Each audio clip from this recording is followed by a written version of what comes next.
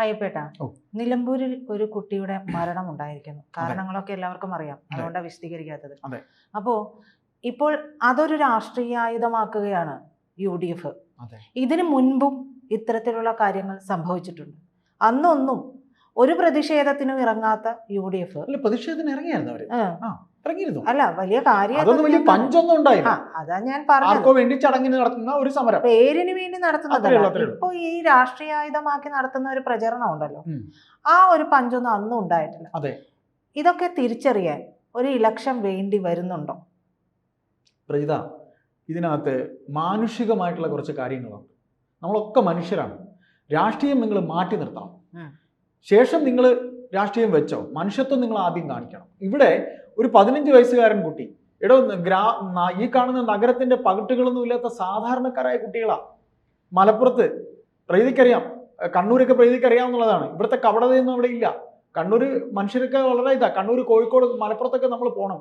എന്ത് പാവം കുട്ടികളെന്നറിയാം. അവർ മീൻ പിടിക്കാൻ പോയതോ അവരുടെ സ്വന്തം ഇഷ്ടത്തിനൊക്കെ പോയ കുട്ടികളാ.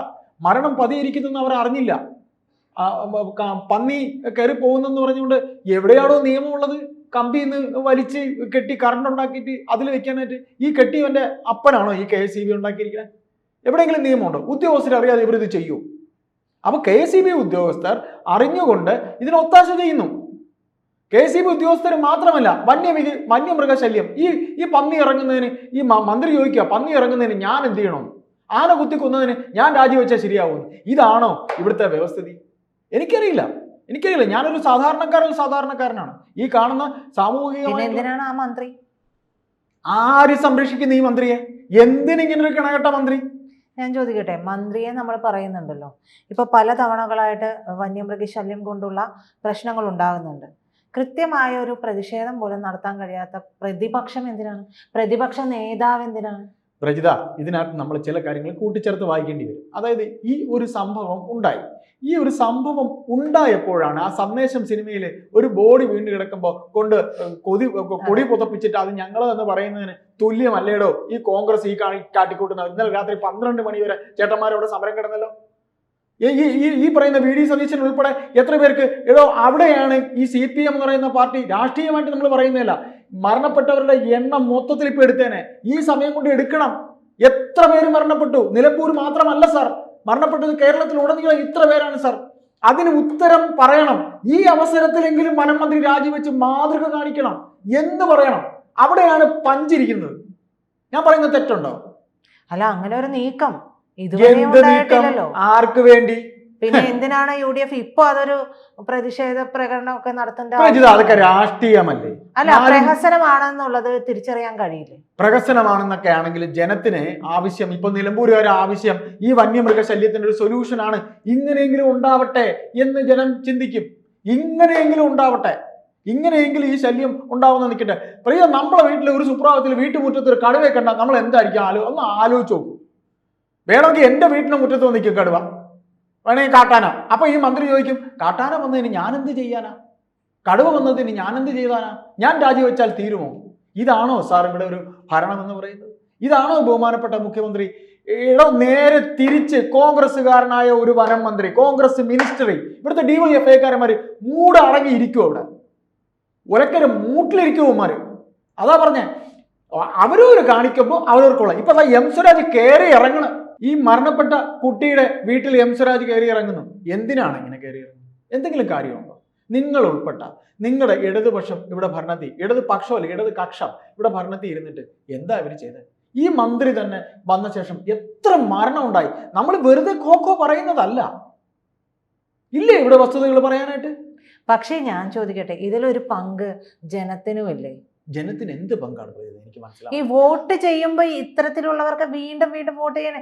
എന്തുകൊണ്ട് ജനം അവിടെ ഒരു പ്രതിഷേധത്തിലേക്ക് ഇറങ്ങുന്നില്ല? ഒരു ഘട്ടത്തിൽ ഒരു പ്രതിഷേധത്തിന് ഇറങ്ങുകയും പിന്നീട് കളക്ടർ വന്ന് ഇടപെട്ട് അതിനെ മയപ്പെടുത്തുകയും ചെയ്തത് ഓർമ്മയുണ്ടോ? അങ്ങനെയാണോ വേണ്ടത്? എനിക്കുണ്ടായാൽ എൻ്റെ പ്രതിഷേധം ഞാൻ രേഖപ്പെടുത്തും. പ്രജിതയ്ക്കുണ്ടായാൽ പ്രജിതയുടെ രേഖപ്പെടുത്തും. മലയാളി അത്രയ്ക്ക് സ്വാർത്ഥനാണ്. ഇപ്പോൾ എനിക്കല്ലല്ലോ ഉണ്ടായത്. അയൽവക്കത്തെ ശ്രീധരന്റെ മകനല്ലേ മരിച്ചത്. എൻ്റെ രാഷ്ട്രീയം ഇതല്ലേ. ഞാൻ എന്തിനു ശ്രീധരന് വേണ്ടി മാറ്റിക്കുത്തണം? ഇതാണ് മലയാളി. മലയാളി അനുഭവിക്കേണ്ടി വരും. അനുഭവിക്കുകയാണല്ലോ. അനുഭവിച്ച് ചീട്ട് കീറിയാ പഠിക്കൂലല്ലോ. കാര്യം എൻ്റെതല്ല. അത്ര കണ്ട് സ്വാർത്ഥരാണ്. അതാണ് ഇതിനകത്തെ വിഷയം. അതായത് ഈ വിഷയം ഉണ്ടായ സമയത്ത് ഇന്നലെ രാത്രി 12 മണി വരെ സമരം പിടിച്ചു, രാഷ്ട്രീയമായി മുതലെടുത്തു. കോൺഗ്രസിന് വീണ് കിട്ടിയിരിക്കുന്ന ഒരു രാഷ്ട്രീയ ആയുധമാണ്. അതിനെ എങ്ങനെ മറികടക്കുമെന്ന് CPM-ന്റെ ബുദ്ധി കേന്ദ്രങ്ങൾ തലപുകഞ്ഞാലോചിക്കുകയാണ്. ഈ അവസരത്തിൽ മാതൃകയായി വനം മന്ത്രി രാജിവെക്കണം, വൈദ്യുത മന്ത്രി ഇതിന് വിശദീകരണം തരണം. ഈ ഒരു ഉപതെരഞ്ഞെടുപ്പിന്റെ സമയത്തൊന്നും ഇത്രയും നാളില്ലാത്ത ഒരു രാജിവെപ്പോ എന്ത് നടക്കുന്നൊക്കെ ആരാണ് പ്രതീക്ഷിക്കുന്നത്? ആവട്ടെ, രാജിവെക്കണ്ട, ഒന്നും ചെയ്യണ്ട. എന്നാലും പ്രതിപക്ഷത്തിന് ഇപ്പോഴാണല്ലോ ഒരു വിഷയം സംസാരിക്കാൻ കിട്ടിയത്. അല്ലാതെ പ്രതിപക്ഷത്തിന് ആകെ ഒരു വിഷയം, അതായത് വിഷയ ദാരിദ്ര്യമാണോ എന്ന് സംശയം. പെൻഷന്റെ കാര്യത്തിൽ തൂങ്ങി ഇതാ ഇപ്പോഴും കിടക്കായിരുന്നു. ഇതേപോലൊരു നാണം കെട്ട പ്രതിപക്ഷം കേരളത്തിൽ ഉണ്ടായിട്ടില്ല. എന്തെല്ലാം വിഷയങ്ങളുണ്ട്. വിഷയദാരിദ്ര്യം ഇവിടെ ഇല്ല. ഭരണവിരുദ്ധ വികാരം ആളിക്കത്തുന്ന ഒരു സമയം വിഷയമില്ല എന്ന് പറയുന്നത് എന്തെല്ലാം ഒരു പ്രതിപക്ഷം എന്ന നിലയിൽ ഏതെല്ലാം വിഷയങ്ങൾ കത്തിക്കാമായിരുന്നു. ഞാൻ ചോദിക്കട്ടെ, ചേട്ടൻ നേരത്തെ പറഞ്ഞ ചോദ്യത്തിലേക്ക് തന്നെ ഞാൻ വരാം, ആ കാര്യത്തിലേക്ക് തന്നെ വരാം. പ്രതിപക്ഷത്തിരിക്കുന്നത് CPM എന്ന് പറയുന്ന പാർട്ടി ആയിരുന്നെങ്കിൽ ഇവിടെ എന്തായിരുന്നു? കേരളം കത്തിയനെ.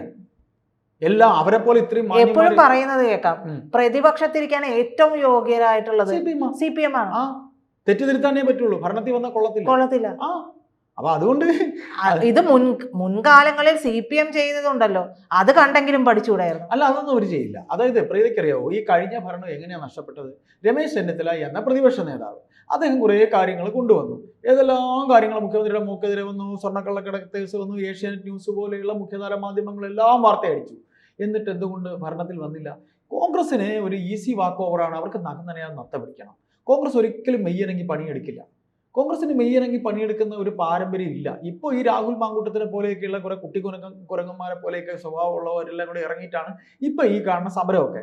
ഇല്ലാതെ CPM-ലെ ഇപ്പൊ ശിവൻകുട്ടിയൊക്കെ എന്തോരം തല്ല് കിട്ടിയെന്നറിയോ? ശിവൻകുട്ടി എന്ന് പറഞ്ഞ നേതാവിന് തിരുവനന്തപുരത്ത് ഒരുപാട് തല്ല് കിട്ടിയൊരു നേതാവാണ്. SFI കാലം മുതൽ അദ്ദേഹത്തിന് തല്ല് കിട്ടിയൊരു നേതാവാണ്. ബാക്കിയുള്ളവരൊന്നും എനിക്ക് പറയാൻ അറിയില്ല. എനിക്ക് അതിനെക്കുറിച്ച്, ഞാൻ തിരുവനന്തപുരത്തുകാരനാണ്, എനിക്ക് വേറെ ആർക്കും തല്ല് കിട്ടിയത് തിരുവനന്തപുരത്ത് എൻ്റെ ഓർമ്മയിലില്ല. അപ്പോൾ ഏതായാലും ഇത്തരത്തിൽ നഖം നനയാതെ നത്ത പിടിക്കാനായിട്ട് ഇറങ്ങിയതിൻ്റെ ഫലമാണ് അവർ വിചാരിച്ച് ഈസി വാക്ക് ഓവർ ആയിരിക്കും കിട്ടുക എന്നുള്ളത്. അപ്പോഴാണ് പിണറായി വിജയൻ ഈ കണ്ട ജനക്ഷേമ പ്രവർത്തനങ്ങൾ ചെയ്തതും ആൾക്കാർക്ക് പിന്നെ പെൻഷൻ കൊടുത്തതും പിന്നെ ഈ പനി പോയതും നിപ്പ വന്നതും നിപ്പ തടഞ്ഞതും എല്ലാം ചെയ്തത്, ഈ സംഭവങ്ങളെ കൊറോണ ഒക്കെ അതൊരു കാരണം. ഇപ്പൊ എനിക്കും നിങ്ങൾ ഒരു ഭരണത്തിലിരിക്കുന്ന പാർട്ടി, അത് എക്സ് ഓർ വൈ ആരും ആയിക്കോട്ടെ, ഒരു വിഷയം വരുമ്പോൾ, ഒരു നിപ്പ വരുമ്പോൾ അല്ലെങ്കിൽ ഒരു കോവിഡ് വരുമ്പോൾ അതിനെ പ്രതിരോധിക്കാൻ വേണ്ട നടപടിക്രമങ്ങൾ ചെയ്യേണ്ടത് അവർ തന്നെയല്ലേ? സർക്കാരിന്റെ ബാധ്യതയല്ലേ? അവിടെയാണ് കോൺഗ്രസിനെക്കാളും CPM കാര്യങ്ങൾ ചെയ്തപ്പോൾ വ്യക്തമായത്. CPM ഈ കാര്യങ്ങൾ ചെയ്തപ്പോൾ വളരെ പങ്ക്ച്വലായിട്ട് കാര്യങ്ങൾ ചെയ്തു.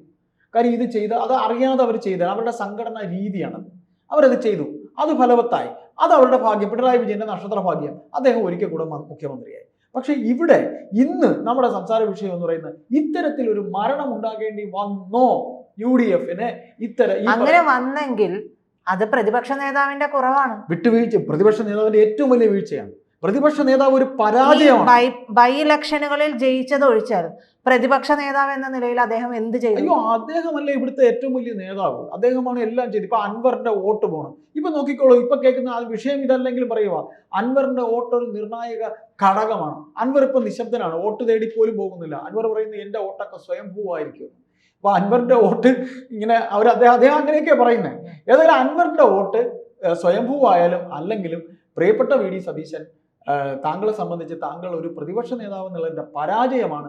ഇങ്ങനെ ഈ ഒരു കുട്ടിയുടെ മരണം ഉണ്ടാവേണ്ടി വന്നു, നിങ്ങൾക്ക് ഇതൊരു പ്രകടനമാക്കി. ഇന്നിപ്പം മലപ്പുറം ഈ പറയുന്ന സ്ഥലം കത്തും. ഇതിനോട് ചേർത്ത് ഒരു കാര്യം കൂടി പറയട്ടെ, അതായത് ആശമാരുടെ സമരം, അതെ, വേറെ ഏതെങ്കിലും ഒരു തരത്തിലായിരുന്നെങ്കിൽ, വേറെ ഏതെങ്കിലും ഒരു പ്രതിപക്ഷ നേതാവായിരുന്നെങ്കിൽ ആ സമരം ആളി കത്തിക്കാൻ വേദിയാക്കിയാണ്. ഇവിടെ വോട്ട് തേടി പോകുന്ന വീടുകളിലൊക്കെ ഇത് സംസാരിക്കാമായിരുന്നു. എന്തെല്ലാം. അപ്പൊ ഇത് പിണറായി വിജയൻ, ഒന്ന്, ഞാൻ ആയില്ലെങ്കിൽ വേറെ ആരും ഇവിടെ മുഖ്യമന്ത്രി ആവണ്ട. രണ്ട്, പിണറായി വിജയന് കൈ കൊടുത്ത് സലാം കൊടുത്ത് ഞങ്ങൾ ഇങ്ങനെയൊക്കെ നിൽക്കുന്നത്, നിങ്ങൾ ഒരിക്കൽ കൂടെ കയറിക്കോളൂ സാർ എന്ന രീതിയിലാണ് കാര്യങ്ങൾ പോകുന്നത്.